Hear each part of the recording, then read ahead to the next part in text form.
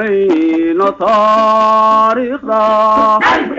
لو بمينا تاريخ دا لو بمينا تاريخ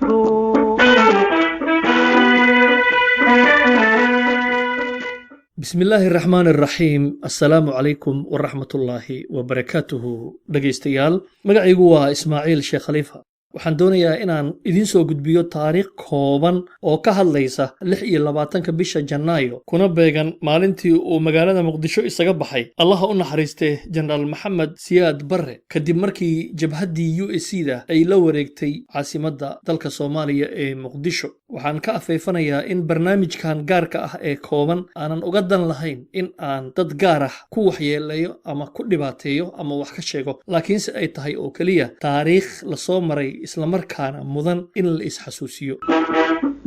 لو بمينا تاريخ دا لو بمينا تاريخ دا لو بمينا تاريخ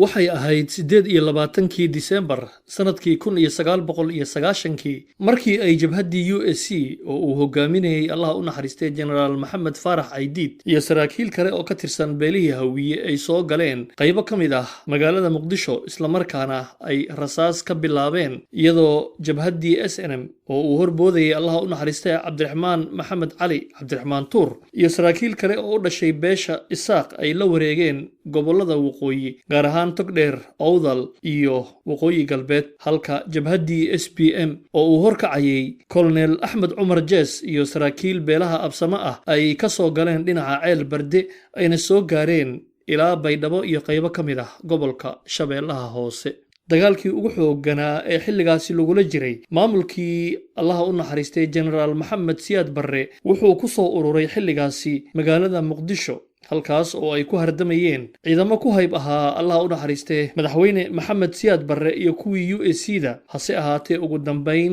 maanta oo kale 26kii Janaayo sanadkii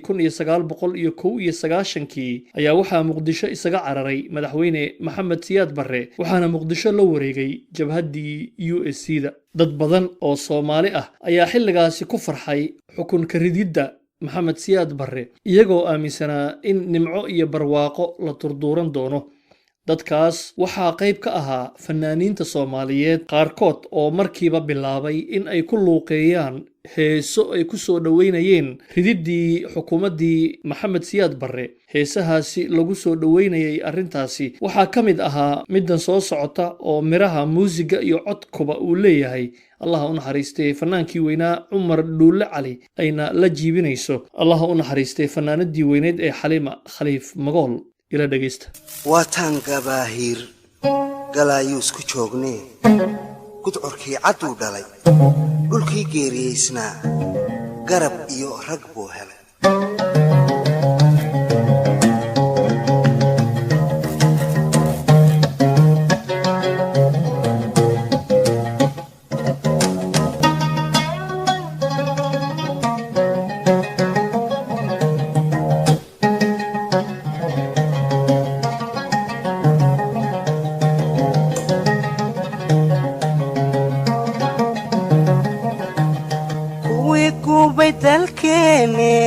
dhaqankeena gaasire gaalada inagu daray guuldarraystayaashii gowracay wadaadade girgiraha inagu shiday kuwii gubay dalkeene dhaqankeena gaasire gaalada inagu daray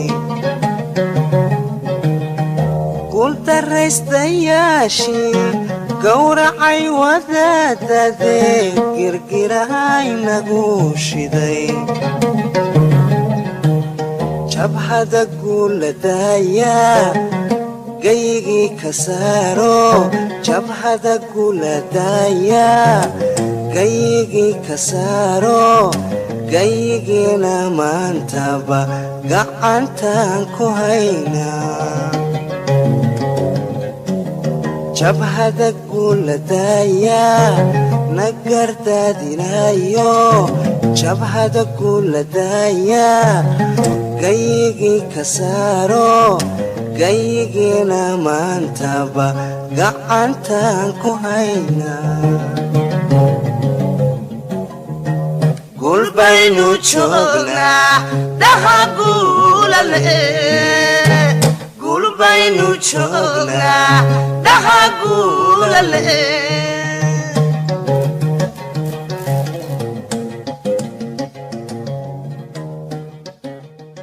abwaan maki xaaji banaadir ayaa isna ka mid ahaa fanaaniintii heesaha ku soo dhoweeyey eryiddii xukuumaddii allaha u naxariistee jenaraal maxamed siyaad barre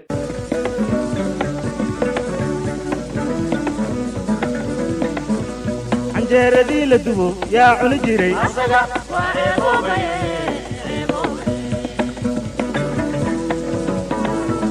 canjeeradii la dubo yaa cuni jiray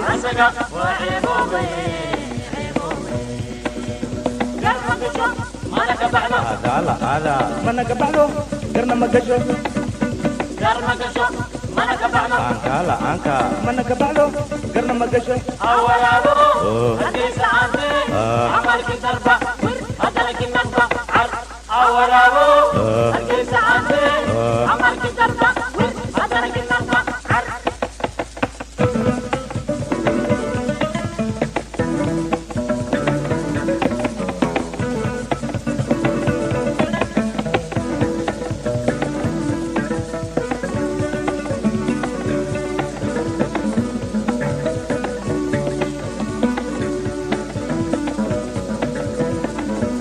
sambuusigii la dubo yaa cuni jiray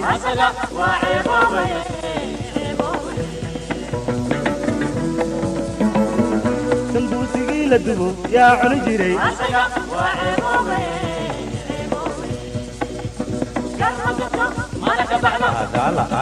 mana ka baxdo garna ma gasho mana ka baxdo garna ma gasho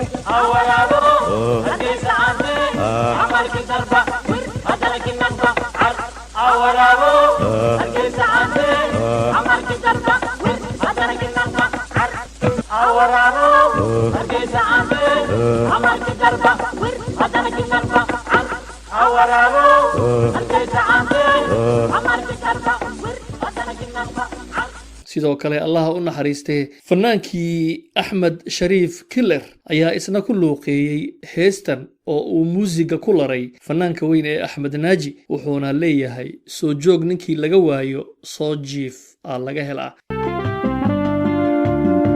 muslimdhibow dadkiisa meeleeye maalkeenu dhiibe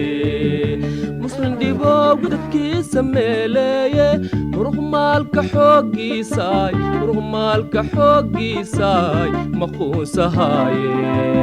maquunsahaayeen ee meedkiisa keene kaamaraayo wee kamaraayo wee kamaraa muraadkiiselo meel dheeraas kamaraa muraadkiiselo meel dheeraas kamaraa maantii maskiinka ahayd muslun ood u baahneede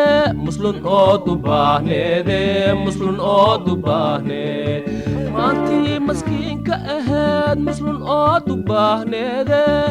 markii maciin u galnee malab aan ku sooriyeynaas madfac noogu dhaafe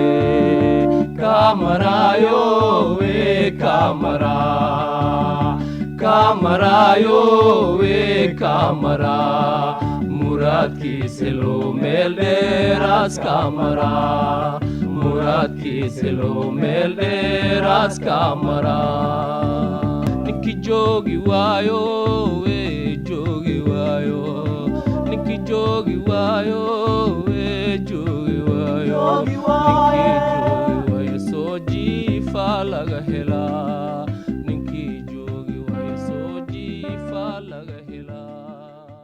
xukun ka tuuridii allaha u naxariistay maxamed siyaad barre lama mahadin waayo lama helin wixii la filayay oo ahaa in la helo xukuumad ka wanaagsan tii kalitaliska ahayd hase ahaatee waxa ay sheekadii isku beddeshay qabyaalad iyo beegsi hayb qabiil iyo dadka oo loo dilayay qabiilkooda dartiis taasina waxay keentay in dagaalkii uu isla markiiba yeesho weji qabyaaladeed xasuuq badan ayaa ka dhacay dalka haba ugu darnaadaan beelihii laga awoodda badnaa oo beelihii waaweynaa ay kula kaceen dil dhac iyo kufsi beelahaasi yaryar ee la dulmiyey markii dambe waxaa loo bixiyey magaca looma ooyaan looma aaraan waa kan fanaanka weyn ee axmed naaji sacad oo beelahaasi ka soo jeeda oo hees ku muujinaya dhibkii loo geystay dadkaas oo ay kow ka ahaayeen reer banaadiriga ereyada heesta waxaa ka mid ah oodii baraawo iyo odayaasha iyo hablahood ilxumay arkeene awood iyo xoog ay u sheegteen taariikhda adduunyo iloowi mayso codka axmed naaji iyo qaar ka mid ah hobolada banaadiriga aan dhegaysano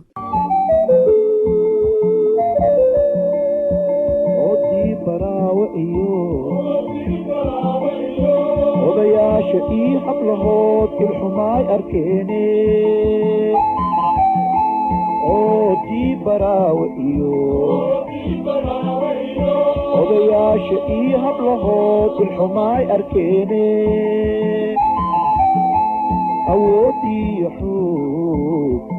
ay u sheegteene taariikhda adduunya iloobi mayse awoodiyo xoog ay u sheegteene taariikhda adduunya iloobi mayse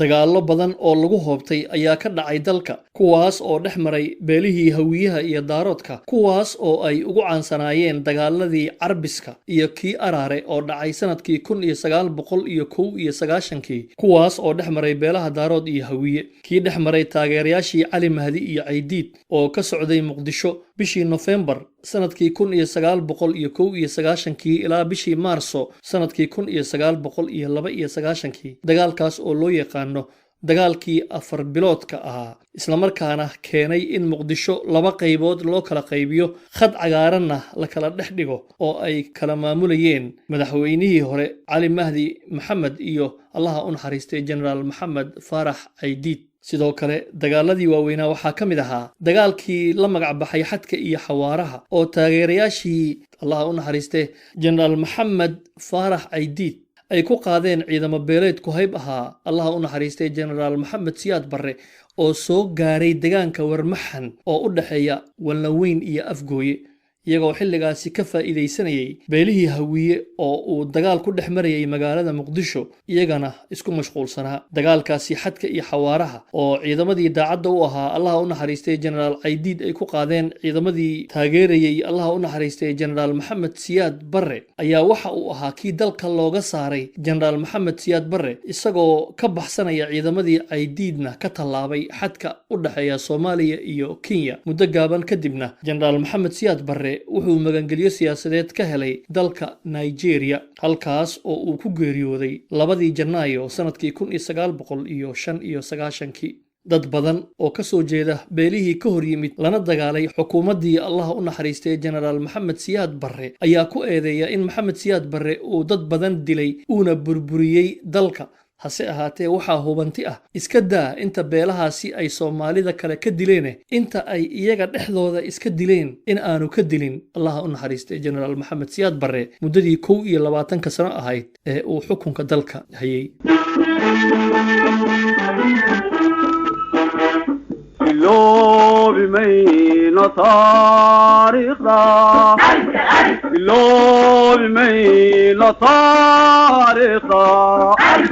dhegaystayaal barnaamijkii gaarka ahaa ee aan ku eegayey 26 Janaayo sanadkii 1991 oo ah maalintii la riday xukuumaddii Allah u naxariistay General Maxamed Siyaad Barre intaa ayaan ku soo gabagabeynayaa magacaygu waa Ismaaciil Sheekh Khalifa tan iyo kulanti dambe sida iyo nabadgelyo